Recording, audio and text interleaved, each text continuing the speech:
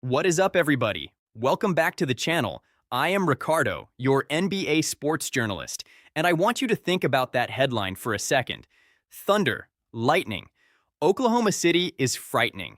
Because after what happened in Game 1 between the OKC Thunder and the Los Angeles Lakers, those words are not just a clever headline. They are a warning. They are the basketball universe telling every team left in these playoffs that the Oklahoma City Thunder are a completely different level of problem.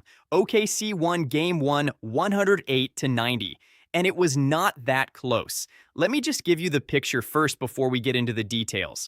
Oklahoma City's biggest lead in this game was 21 points. 21. The Lakers' biggest lead of the entire night, 7 points. 7. That tells you everything about how this game went. One team came out and imposed its will from the opening tip and never, not for a single moment, let the Lakers feel like they had a real chance in this game. Now let me walk you through the numbers, because the individual story of Game 1 is fascinating in ways that go beyond just the final score. Let us start with something remarkable. LeBron James played one of the best individual games of this entire playoff run. 27 points on 70.6% shooting from the field, 50% from three, 81.8% on two-point attempts. He was efficient, he was decisive, he was protecting the ball, only 2 turnovers. His true shooting percentage for the night was 77.4%, which is an elite number. His offensive rating was 136.7.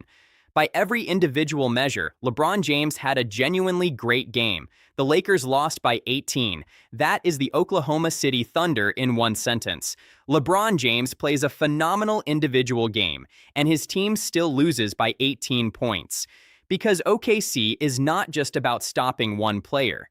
They are about making the entire team around that player irrelevant. And that is exactly what they did. Austin Reeves, who the Lakers desperately needed to step up as their second option, went 3 for 16 from the field. 3 for 16. His true shooting percentage was 23.7%. He had 4 turnovers. He was -10 on the night. Rui Hachimura, who was so important for the Lakers in the first round hitting threes, shot 53.8%, which sounds okay, but was -21 for the game, meaning every time he was on the floor, OKC was outscoring the Lakers. Marcus Smart had 4 steals and 7 assists, but shot only 26.7% from the field, and was -10. This is what elite team defense looks like.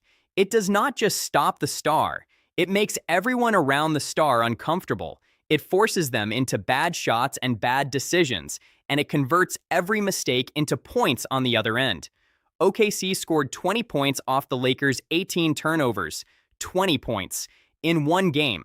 Now let us talk about what Oklahoma City actually did, because they deserve credit beyond just what they took away from LA. Chet Holmgren was an absolute force. 24 points, 12 rebounds, 3 blocks, 100% from the free throw line, and a 52.9% field goal percentage.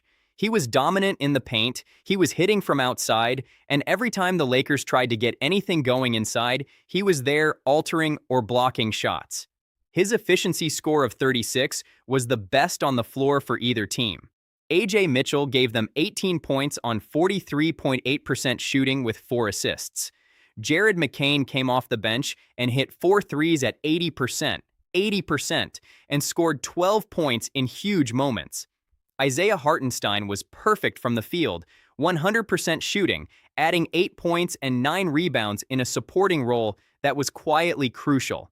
And Shai Gilgeous-Alexander, the best player in this series, had one of those games where the stat line does not tell the whole story. 18 points, 6 assists, but 7 turnovers against a Lakers team that desperately tried to create havoc with traps and pressure.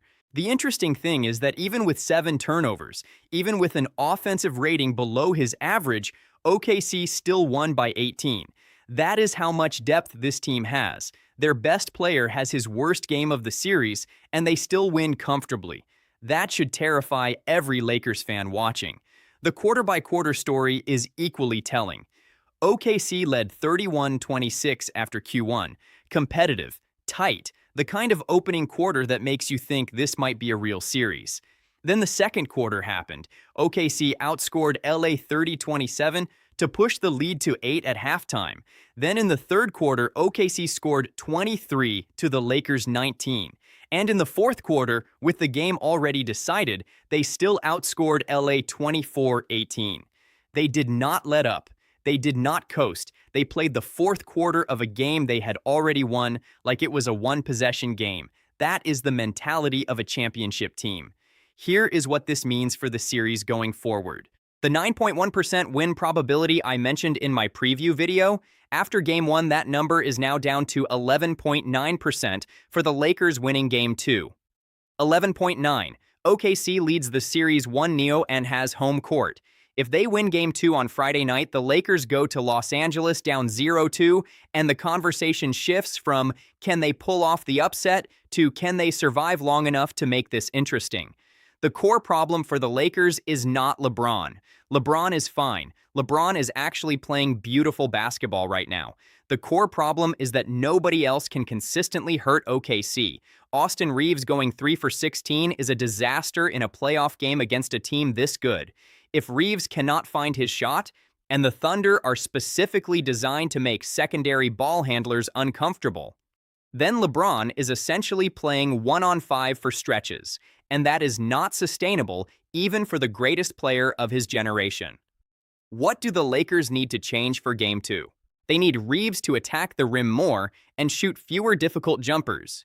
They need Hachimura to be more selective rather than forcing shots. They need DeAndre Ayton, who had 10 rebounds and 5 offensive rebounds, which is actually impressive, to be more aggressive on the offensive end rather than settling for difficult touches around the paint. And they need to protect the ball at a much higher level because OKC's transition offense, 16 fast break points in Game 1, is going to kill them if the turnover numbers stay where they are. For OKC, the message is simple. Do the same thing. Holmgren was incredible. The bench stepped up. The defense was suffocating. Game 1 was a statement. Game 2 is where you bury the series before it ever gets back to Los Angeles. Thunder, lightning. Oklahoma City is frightening. And after Game 1 of the Western Conference semifinals, that is not just a headline. That is a fact. I am Ricardo, your NBA sports journalist, breaking down every game of this series live as it happens. Smash that like button if you're watching this series. Subscribe so you do not miss a single breakdown, and drop a comment below. Can the Lakers actually turn this around in Game 2, or is this series already over? Game 2 is Friday night. I will see you then.